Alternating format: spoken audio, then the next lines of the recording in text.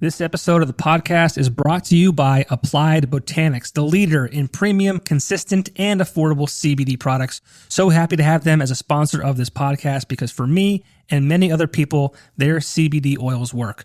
And what's cool about Applied Botanics is that their CBD isn't one size fits all. They have 5 different products: comfort, focus, recovery, tranquility, and vitality that are targeted to certain health issues like stress, sleep, and pain relief. Listeners of this podcast will receive 30% off their first order with code word Popko Project at checkout at appliedbotanics.com. And that's on top of their already low price, which is nearly half the price of other brands because they feel that using CBD products should not require a payment plan. Applied Botanics. Live happy and healthy. This episode of the podcast is also brought to you by Keller's Lawn Care, Landscaping, and Garden Center. I have been using Keller's services for over 3 years now, so again, a service that I use and stand behind.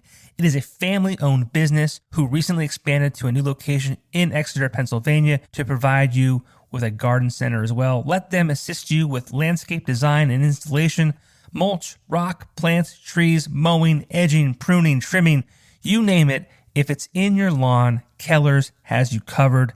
Visit them online on their social media pages for more information.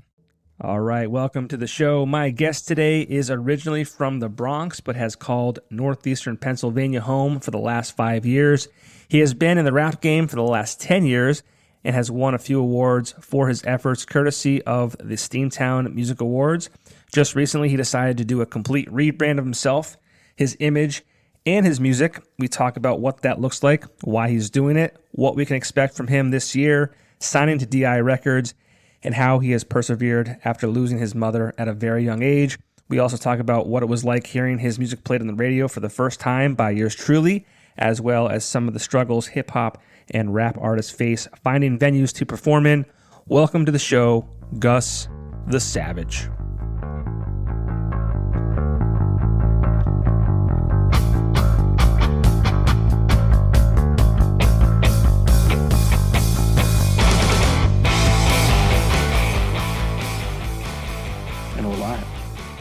Gus the Savage. Gus the Savage, what's up, brother? What's going on, Popko? It's been a minute, yo. Yeah, man, it's been a minute. My kid asked me this morning if I had a baby in my belly. Oh yeah, I seen that on Facebook. That's how I started. The main question is, how far along are you? And is there going to be a baby shower? Because I want to perform there. All right, the baby shower will be happening. Gus the Savage is performing. Bring gifts, but don't bring baby gifts. I want beer. I didn't get this belly by drinking water. Let's go. Yeah, that's how my day started. Kid says to me, "Is there a baby in your belly?" And I'm like, thinking to myself, "Oh man, I need to lose some weight." Yeah, that's all that Coors Light, man. I know, man. You know, it's a lot of things. I like food. I like good food. I like beer. I don't work out. I'm lazy. I'm busy. I mean, you know, I have a kid, and it's like I work full time. I got a kid. I got a wife. Got a family. I'm very busy. I'm a podcaster. I'm a famous podcaster. I don't know if you know. But I have awards for my podcast. I see them, all of them, right behind you. I am back-to-back radio personality champion and podcast of the year. Yeah, you beat me last year. Which for what podcast? Yeah, I was nominated. NEPA Limelight got nominated after being out for like a couple months, and I thought that was crazy. I was like, "What? We got nominated for an award already?" And I seen you were up there. I was like, yeah, that's it. Popko blew us right out the water. It's over. Well, the problem is that was for alt natives, and that no longer exists. So I started this. So hopefully, I mean, the awards are on this year. They're the Steamtown Awards are this year in November. I think they're November 18th, 19th, and 20th, just announced by NEPA Scene a couple days ago. Typically it's in September, but this year I think it's every second weekend, I believe, in September. But this year with COVID and everything, the St. Patrick's Day parade got pushed from March to that weekend in September. So Caviston and Ken Norton, they're like, you know what, we're not going to try and compete with that. Plus, I don't think they were sure where we were as far as, can we do stuff, can we not do stuff? And they had to plan, obviously. So I think, they moved it to November. Hopefully this podcast will get a nomination. I don't know. We'll see. Dude, I'm stoked for it. I was thinking that we weren't going to have a Steamtown Music Awards or an Electric City Music Conference this year. And as soon as I seen the dates, I was like, yes, we're back. Yeah, man. And then with Rich bringing back NEPA Rising Talent Competition, oh, yeah. Yeah, it was unfortunate last year because, I think you and I were hanging out via the internet last year at some point. We were talking about the Steamtown Awards, and we were going to have an official legal drink together. Right. At the awards. And the awards did exist. They were still at the V spot. I think I saw you kind of in passing, but it was a weird night though, because like we were all socially distanced, like people were wearing masks, and I don't know about you, but like when people are masked up, I can't tell who's who. I mean, shit, yeah. I mean, I saw you. You were at the table right across from mine. And it's not hard to like make out Gus The Savage because I was there with my dreads and my colorful hair, whatever. And I seen you, and it was like literally right after you had won the award. And I was like, congratulations. Oh, so I did see you. Yes. Oh, my bad. I wasn't even drunk. Damn. I'm just an asshole. That's all. It's okay. It's okay. You said thank you, so not that much. Yeah. Well, I acknowledged you. Jesus, man, I'm terrible. I'm getting old. See, I'm getting old. I'm old and fat, man. I'm losing my edge. You're pregnant. Exactly. I'm 8 months along. Gosh. Oh man. But so Gus The Savage, man, you got some stuff going on. You made some big announcements recently, and then you kind of pulled back a little bit. But let's start with I guess you can call it a rebrand of Gus The Savage. So I mean, you're always doing something, man. I can never keep up and keep track of what you're doing.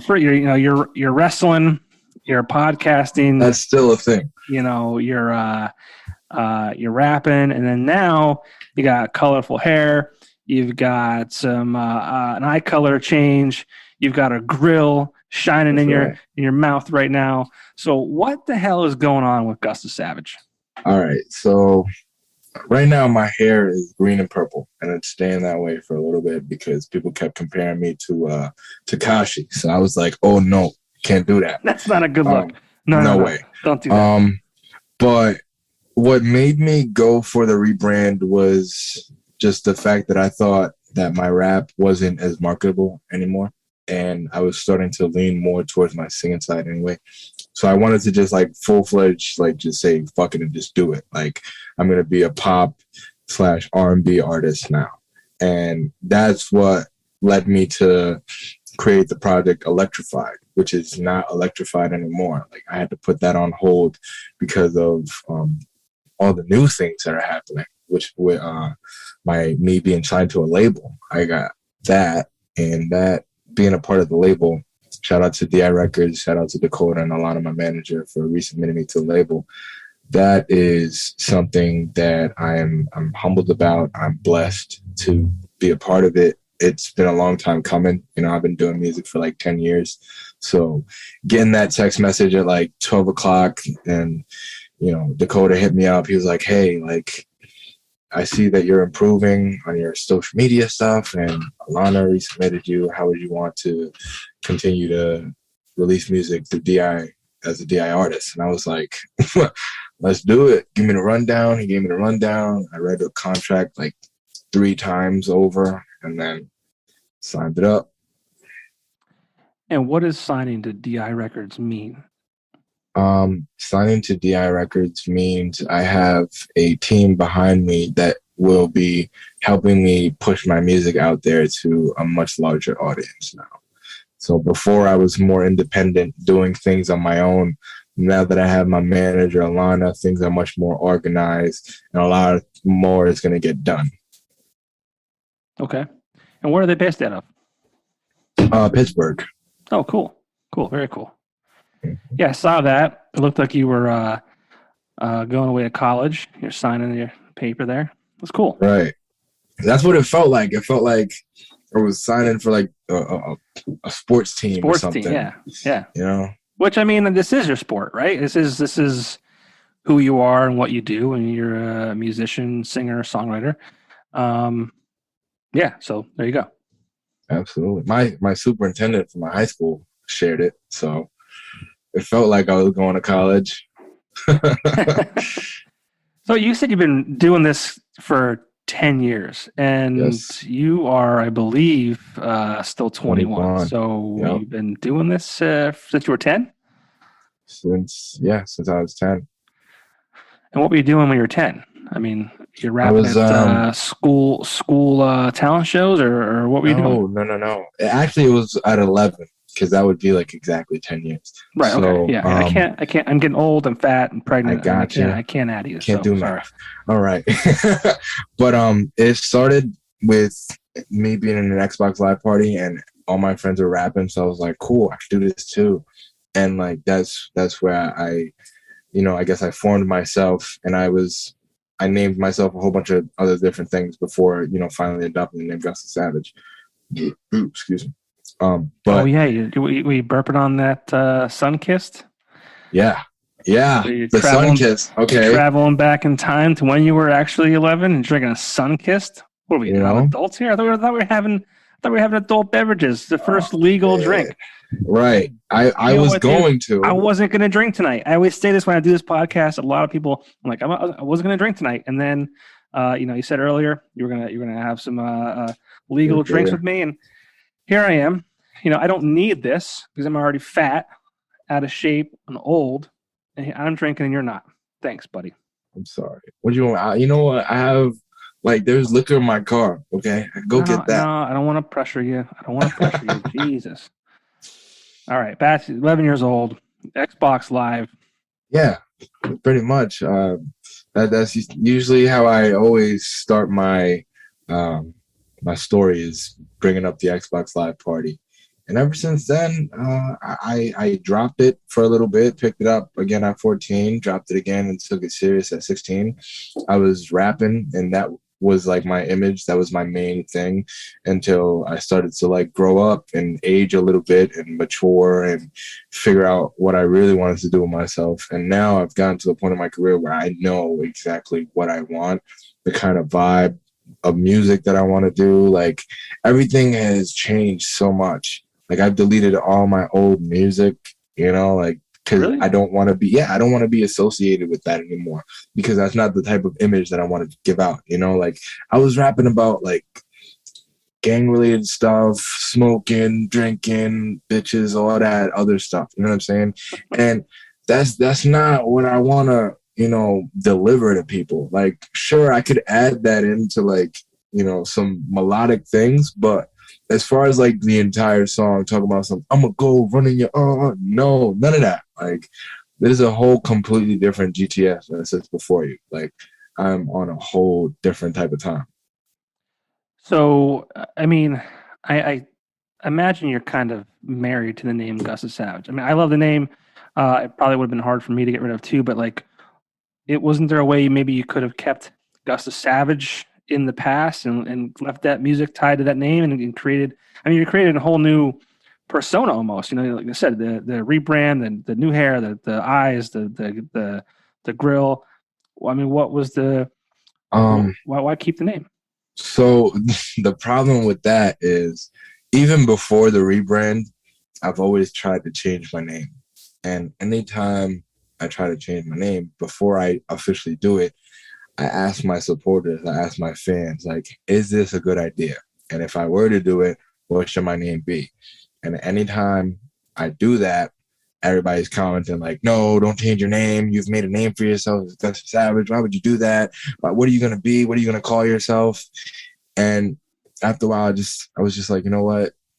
I might as well just run with this. I've been running with it for the past 5 years, and everybody's feeling it, so I might as well just keep it. As much as I really don't want to, it's kind of become my thing, where I'm known for that. Nobody else is going to want to call me anything else besides Gus The Savage. I don't know. I want to call you Gus the Sober. So, yeah, Well, guess what? I'm not as sober as you think. Oh, okay. That's illegal. Hey, weed, city limit. Oh, yeah. Population 420. How clever. No, I get it though. I mean, I think it's a cool name. I get it. I mean, when I started this whole podcast thing, and I didn't want to name it after. I didn't want my name in it because I felt like it was like kind of pretentious, and I just kind of didn't. I didn't want people to think I was like fooling myself. But people are like, "No, dude, you mean you've been Popko for, I mean, all your life, years, you know? Yeah, it's my last name for real, my entire life. But like, I mean, people know me as that just through the radio show and all that kind of stuff. Like, you gotta keep your name in there because like people know who you are. So I get it. Oh yeah, that's how I met you. Like I heard you. I would be in whoever's car. We'd be listening to 92.1 and Popko on the radio. R.I.P. 92.1. R.I.P. Oh, rest in peace. Now we have Q 92. Q 92. We're safe. We're female. We love the female. We want to. Boring. But yeah, I mean, like, well, you've been very vocal. I mean, you always say that this area, NEPA, Northeastern Pennsylvania, for anyone listening outside of, where Gus and I live, it's not an area conducive to a rap artist, and you've been very vocal about that. Oh yeah. What kind of hurdles have you, come across, and does that play into the whole, change? Yes, it does. Getting into venues, tough, because everybody's booking shows for rock bands, and I've never discriminated rock bands. I love everybody who does music because it's exactly what I'm doing.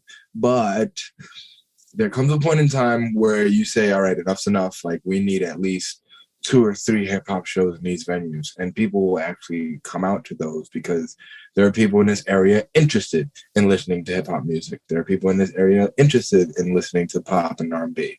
So why not give that to the people? Like I've seen a whole bunch of music festivals around here, and all they're doing is getting bands in, and not one of them has a hip hop act, a pop act, R&B, none of that. There's a lot of EDM festivals that are thrown up the mountain, and it's like, where do we have to go? We have to leave our city in order for us to like do more shows, in order for us to get more recognition, because everything else is overshadowing what we're trying to do.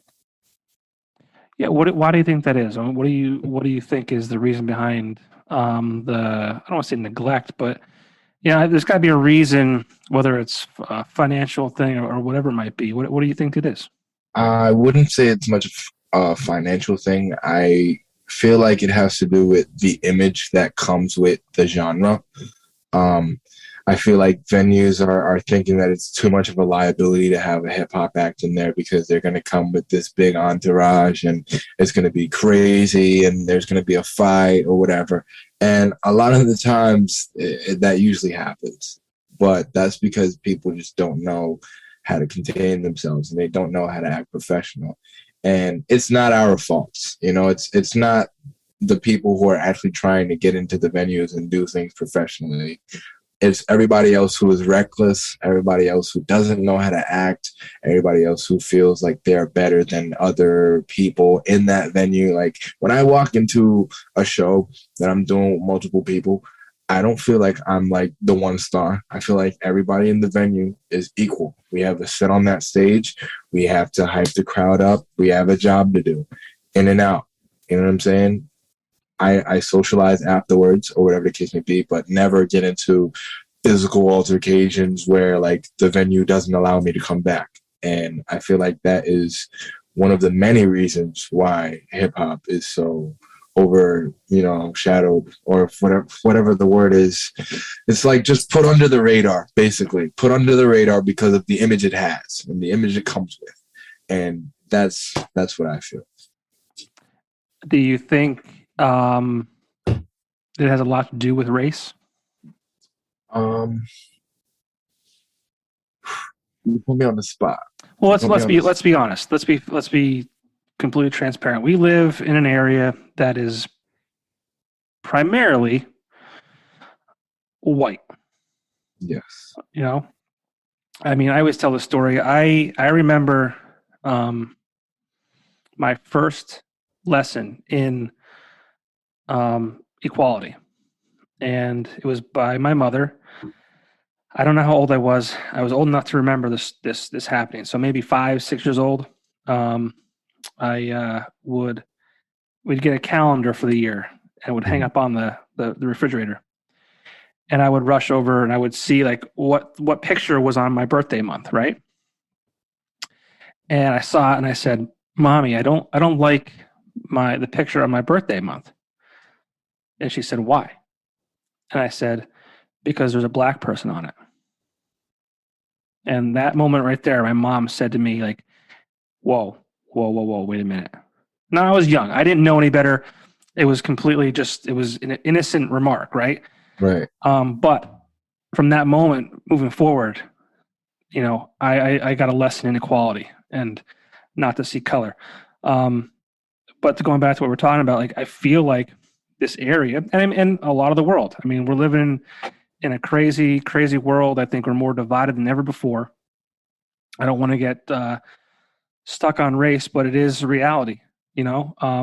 So, I mean, do you think, you know, race and that kind of stuff plays into, you know, what you're trying to do? Well, if I'm allowed to be transparent, then I feel as though some of these venues are a little bit, you know, pulling that card. I can't say all because Vinny at the V Spot has allowed me to perform there. Keystone Stage has blessed us with an open mic, being able to perform there. I've been able to perform at Stage West.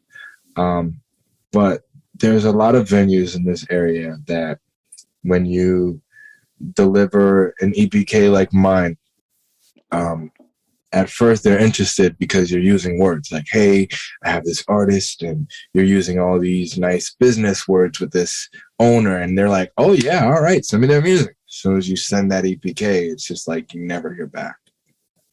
You never hear back, or they require you to do some big extra step in order for you to get in that venue, you know? Yeah, and I wouldn't even say that the business owners are racist or by any means. Oh, yeah. I just feel like there's just this issue, and they just, you know, they feel like they're, like you said before, you know, problems come along with everything like that, the rap, you know, industry and things like that, which is, it's sad but true. It's like, it's a weird thing, man. You know, and it's, I said, we are living in a crazy world, and you know, it's a shame. It really is. Yeah. And that's why I'm grateful for you and the things you do for the scene and this podcast here, because I get to use my voice just like everybody else gets to come on here and use their voice. So from me and everybody else, I appreciate you. Well, no, I appreciate your appreciation, but I mean, it's just, you know, that's one thing I loved about the radio show, because like that show shined a light on artists and genres that no one else was touching. Nobody else was touching. And if people who still had a show were smart, they would capitalize on the fact that I'm not around on the radio, at least, right? Because there's still there. I mean, like, there's great music that's not being featured. So like, it sucks where I can't feature, you know, 11, 12 artists a week anymore. I can only do 1 or 2. But I mean, that's why I created this whole platform, was because like I couldn't go away. I feel like I needed you guys more than you needed me, to be 100% honest. 100% honest. I need you guys more than you need me. Dude, we needed you. When I found out that Alt Natives was dying, I cried in my car. I'm for real. I cried in my car because I was like, this is the only station that plays local music. It's the only station that plays local hip hop, local rock, local pop, local R&B, local everything. And that is getting swept under us. Mm-hmm. You know, and then we have these local radio stations, not to name the channels, but they know who they are. The top 40 stations, the ones that are local in the area and don't acknowledge anybody local making music. They'd rather play Justin Bieber Peaches 16 times a day. Well, to be fair, I mean, Lissa was trying to do Lissa from KRZ. Oh no! I'm not taking anything away from Lissa. I know you're not. She's amazing. I did a podcast for her. She's great. You're not. I know you're not. I'm just for people listening to this or watching this, like, KRZ. I don't know what happened to her thing. She was doing that. She was featuring local artists. They swept that under her too. She told me. Oh yeah, I don't know what happened there. We won't talk about it, but she was trying to do a local thing, and she's a local musician herself, right? So it's a shame that for whatever reason that ended. But there's other stations in this market who they do have a local hour of music, and they just kind of, I think they fall short. I'll say it out loud. I just think they fall short, and that's why I get so mad that what happened with 92.1, because not only was that my favorite hour of the week, I feel like, I know in my heart that was a place that was, giving artists who weren't given a chance. I'll say it out loud. I don't care. Dude, I agree 100%. I agree 100%. Like that moment that I heard I Want It All on the radio, it felt like I was on a famous radio station. Like hearing, now we have Gus The Savage with I Want It All. I was like, what? Like I still had the video, and it's so nostalgic to me. Yeah. Because like that was my first time ever getting radio play. And then from then on, you would hit me up every other week. I'm like, hey, we're playing it again. We're playing it again. Like it was amazing. And then that getting taken away, it was just so sad. Like I was like, oh my God. Artists like, you and Ty Soul and Maine, Amanda. Just, it's a shame. It's a shame. It's sad, but you know what? Get back on the radio. That's what you're going to do. I'm going to buy a radio station, and I'm just going to play all local music for 24 hours straight. Dude, that would be legendary. I mean, I get it, man. The top 40 stations have to do their thing. They have to, they have to play the hits and appease their advertisers, and there's a whole, an Entercom and a station like that. They're a big cog in the whole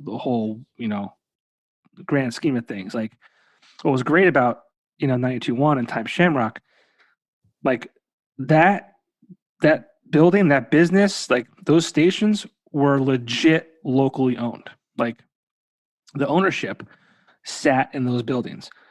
Now, I'm friends with a lot of people on radio. I'm friends with people at Cumulus, 979X, Entercom, Jumpin' Jeff Walker, Lissa. I'm not talking any ill will towards them. I love them. But their hands are tied by corporate. I mean, Entercom is a huge, huge corporate thing. Stations all over the country. They have people to answer to. I get it. So it is what it is, man. Yeah. It's unfortunate.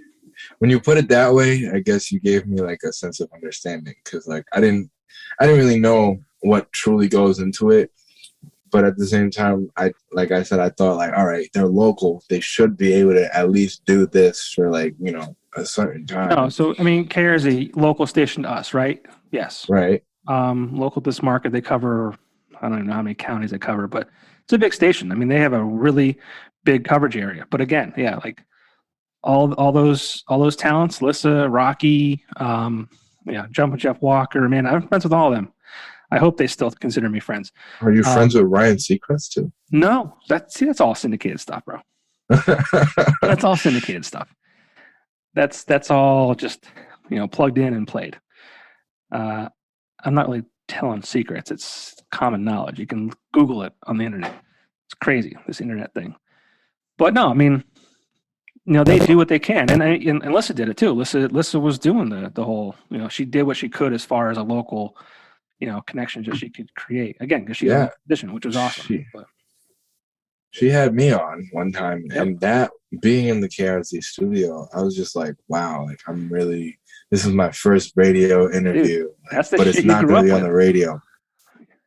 Yeah, like, I was like, oh my God, coming over here to visit from New York, listening to 98.5 KRZ. And soon as I stepped foot in there, I was like, yo, you don't know how much this means to me. Like, this is amazing. And then the next day on air, Rocky and Alyssa talked about me. They mentioned me And on that's the huge. show. And I was like, what? That's huge. Yeah. I mean, they have, people say radio's dead, man, but like there are some staples in this area. Jumpin' Jeff Walker, obviously huge. Rocky and Alyssa, you know, um, Prospector on Rock 107, Hoover on Rock 107. There's a lot of great talent in this area, but I'm sad to be, not part of it anymore. So anyone listening out there wants to bring on a local bum who has no business on the radio again, hit me up. And who's pregnant, by the way. He's 8 months pregnant. After that one, he might just be 9. A pregnant man. I mean, that's going to gain listenership all in itself. Oh, yeah. Oh, my pregnant goodness. Man? Bro. Viewership all around. Pregnant man on the radio? Absolutely. Sign me up to listen. But you know what you said? You said every day. You said that you would come in from New York. So, yeah, you're not really originally from Northeastern Pennsylvania. No. I'm from the Bronx. From the Bronx. When did you? I lived there for 16 years of my life. So 16? You moved here when you were 16? Mm-hmm. So you've been here for 5 years. So what brought you to this little slice of heaven called Northeastern Pennsylvania? My mom passed away, and I didn't have much of a choice. So I had to come live with my sister. And that really made my life do a complete 180. I graduated high school. I started doing more extracurricular activities. I was in a play, and people thought that I wasn't tough because I was in the play, and then they tried to test me eventually. But we're not going to talk about that. But yeah, living out here really changed me a lot. Like, if I was still in New York, I would have been either in a gang, dead, in jail, or dealing drugs. And I was going down a couple of those routes. So I'm glad. I take everything with a grain of salt now and just try to be as successful as I can be with this music. So would you consider, for the life that you have now and the person you are now, would you consider, the passing of your mother, and I'm sorry that happened. I mean, I lost my father when I was very young. Would you consider that at the end of the day kind of a blessing? I feel like it's a blessing and a curse, because it's a blessing that my life changed, and it's a curse because as time goes by, all these good things are happening to me. I'm no longer a physical being to be able to see these things. Now she's here with me spiritually in my heart, always looking, over me in heaven. But not having her here with me when I won my first award, not having her here with me when I signed my first record deal, not having her with me when I was doing all my shows, that, like, it affected me, but it fueled me at the same time. So like I said, it's a blessing and a curse, because if it wasn't for that happening,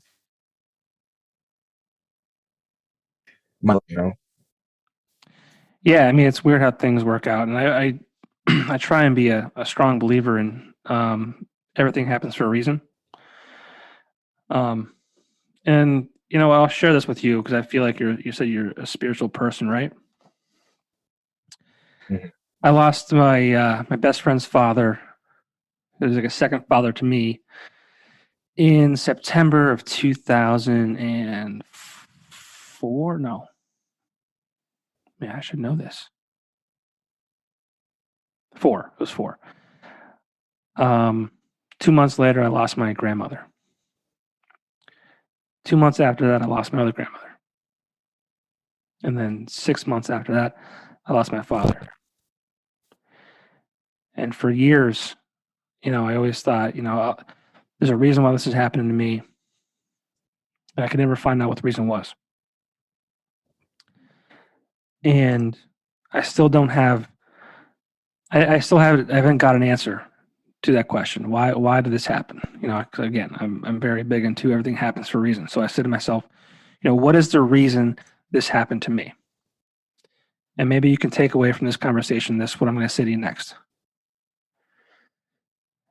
And I feel like, you know, if it happened to anybody else, whether it was me, my best friend who his, you know, I mentioned his father passed away. Let's add you into the mix too.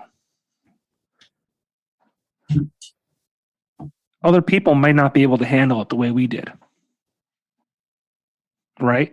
Other people that may have happened to them, and that could have sent them into a tailspin, whether it was, you know, drugs or just bad decisions, maybe down a bad road. But it happened to you because he knew that you could handle it.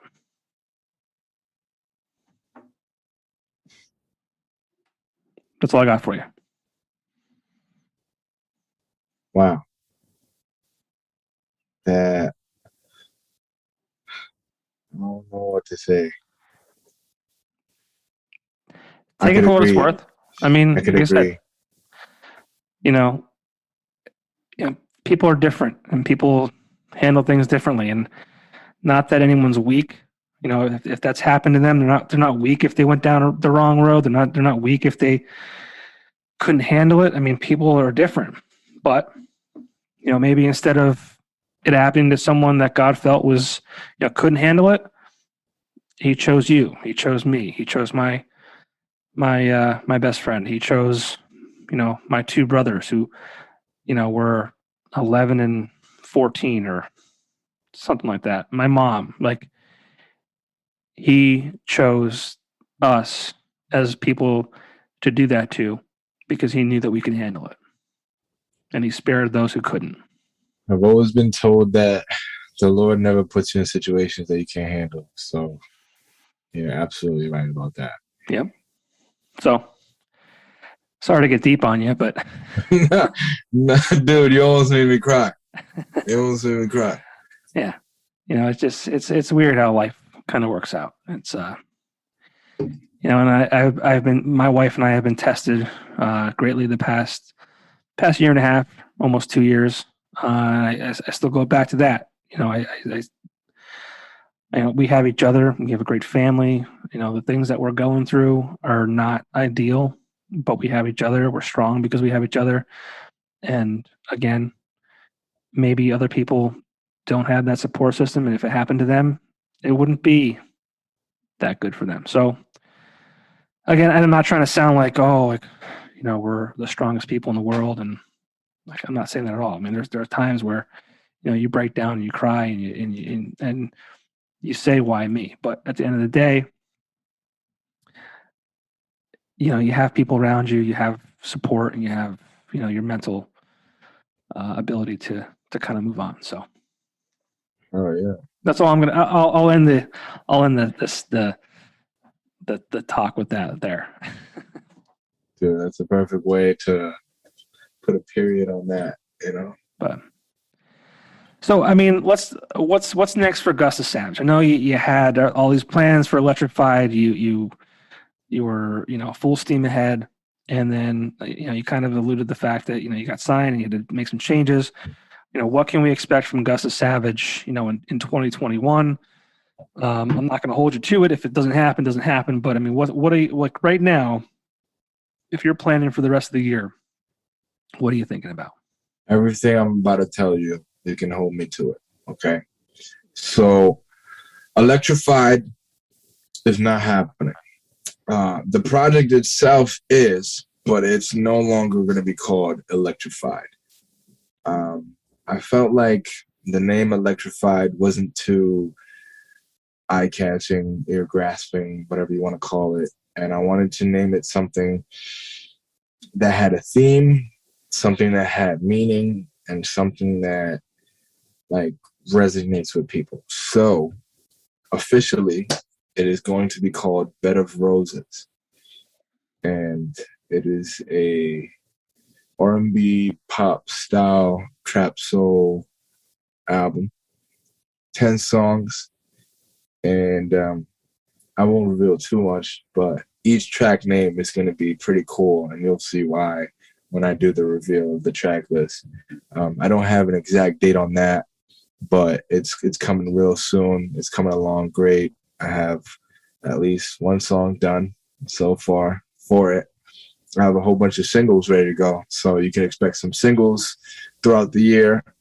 I'm trying to set up for a music video for one of the singles, so be on the lookout for that. If that doesn't happen, then that doesn't happen. But right now, I'm trying for it. I'm looking for a good date, a good location. Once I find that, then hopefully I'll be ready to go.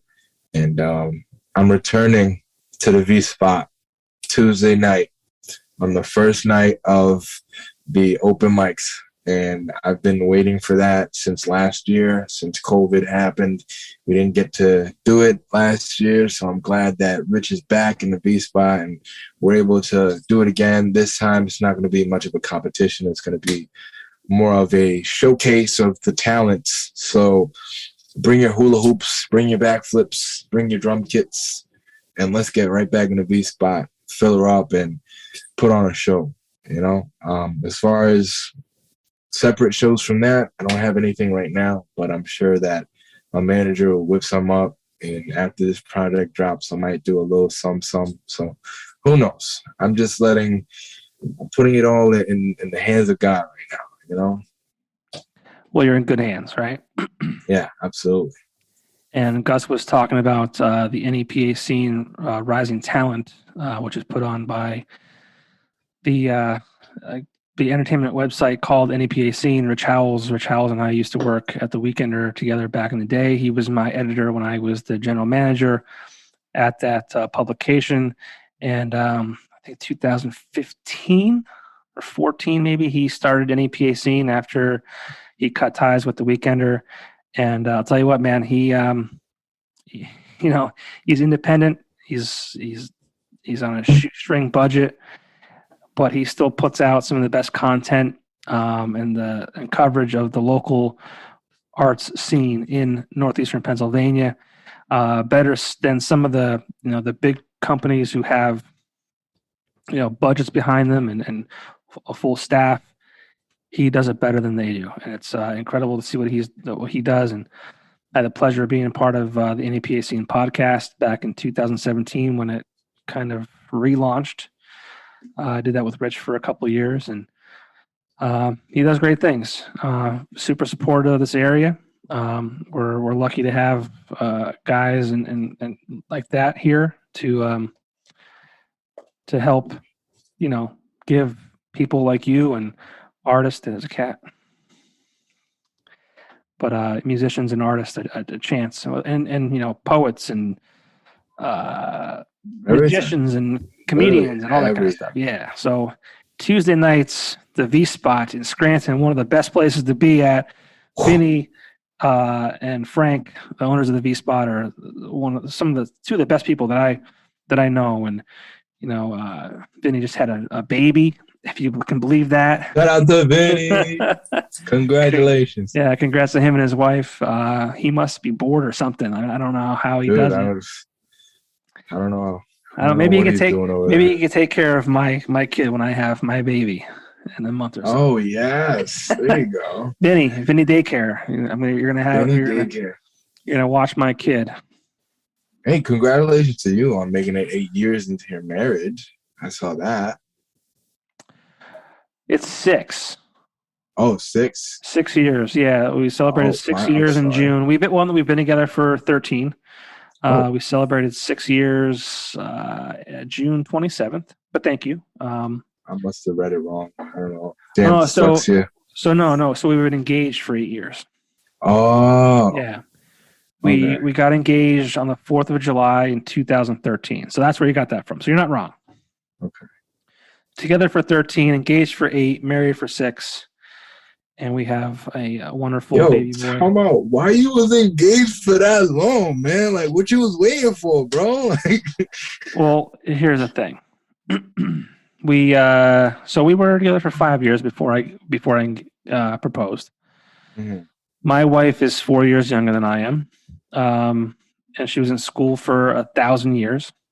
So we wanted to wait until, well, I mean, and I was still, 2008, I was only in my career for 3 years when we met. So I was still waiting so I could afford to get her the nice ring she deserved and all that kind of fun stuff. So yeah, I mean, things, we've been together for a long time, but I never had a timeline. I mean, I honestly, if we're being honest here, when we first met, I didn't expect her to stick around for more than 3 months. I'm like, she'll be here and gone. Like, she'll smarten up eventually. Yeah. 6 months goes by, and I'm like, she's still here. Is this girl? I don't know. Is she dumb? But yeah. So yeah, we've been together 13 years, happily married for 6 of them. Soon there'll be a GTS wedding. You could count on it. What's that? I said soon there'll be a GTS wedding. You could count on it. Oh boy. Yes, sir. You better be careful, bro. I have like 5 million listeners on this podcast. Hey, man. I don't. I always joke. Man, I hope one day, like, you can come back on and I'll have like 10,000 listeners and I could help change lives, or I could, because I built this platform because I want to be able to help people talk about what they're passionate about, and whether it's music or a new restaurant opening up or whatever it might be. I want to be able to, my goal was to create something where people are like, we're doing something. We need to contact Popko because, his audience is a big reach, and we can benefit from being a part of that. So that's my goal. Well, I'll tell you what, I'm about to say something that's going to put a big old smile on your face. Look, you already smiled. You are NEPA's Joe Rogan. Oh, I needed that laugh. Thank you. It's true. I do have a custom-made lamp behind me, created by Scott Nichols. It's a Joe Rogan inspired lamp. You know what? If that's all I ever amount to be, that's okay in my book. A good father, a good husband, and the Joe Rogan of NEPA. That's right.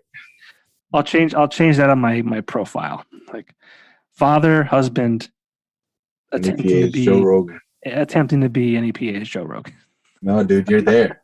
You're there. Well, I appreciate that. I wouldn't go that far. I do appreciate that though, but I'm a nobody. Dude, I'm giving you your flowers now before it's too late, man. I'm a nobody, man. I'm just a guy who loves this area, loves the people in it, loves the art scene. Love people like you. I just want to be an avenue and a vehicle to promote that kind of stuff. So that's what I'm doing, man. Well, you're doing your thing, man. So again, we appreciate you. From the bottom of my heart, I appreciate you a lot. Because if it wasn't for you, I wouldn't have got my first radio spins. If it wasn't for you, a lot of people wouldn't have heard the song I Want It All, and it wouldn't have got the streams that it got. So, dude, you're amazing. I appreciate you. I'm looking forward to seeing what the next rendition of Gus The Savage is. I'm excited for the Better song. Roses. Yeah. Better Roses is going to be, I'm going to say this now, and I say this with confidence. It's going to be one of my best pieces of work that I've ever delivered to my viewers. So, well, I don't edit these, so you can't take it back now. You can hold me to it. You gotta do it. You can hold me to it. Well, man, where can people find you online? I know you said you took away your music online, but where can people find you on social media? Where can they keep up to date with the new and improved? Oh, I don't want to say improved, but what? Way more improved. Way more improved and organized. It, not me. I didn't want to say improved because you've always been and especially with your age and things that have happened to you. You're very respectable and you're I think you're mature for your age to an extent. So, yes. But where can people find you on social media to keep up with what's going on? Catch me on Facebook, Gus The Savage, Instagram, GTS570, Twitter, GTS570, Snapchat, if you really want to get personal, Gus _Savage, and my YouTube channel. I'm going to be bringing back those YouTube videos Savage Takeover 2.0. And new music will be dropped on all platforms at Gus The Savage. So be on the lookout, because Better Roses is coming soon, and it's full of roses on the bed. You know? Are you gonna have Axl Rose do some backing vocals? I feel like Bed of Roses. I feel like that's like Guns N' Roses like esque. Do you know who Guns N' Roses is? Yes. Okay, I'm joking. Come on. You're very young. You're very young, and that band is very old. Yeah, they are. But all right, man. Well, I think you got big plans for tonight, right? Yes, sir. Yes, sir. Got some dinner to head off to. Gotta do that. Gotta eat some food, you know. Well, I don't wanna keep it too late. It's already, what time is it, man? It's already 9:30. You gotta get that dinner. So take care of that. It's good talking to you. Appreciate your time. And again, looking forward to what Gus The Savage has up his sleeve. Always got some up there. All right, man. Be well. And hopefully I'll see you soon. Oh, definitely.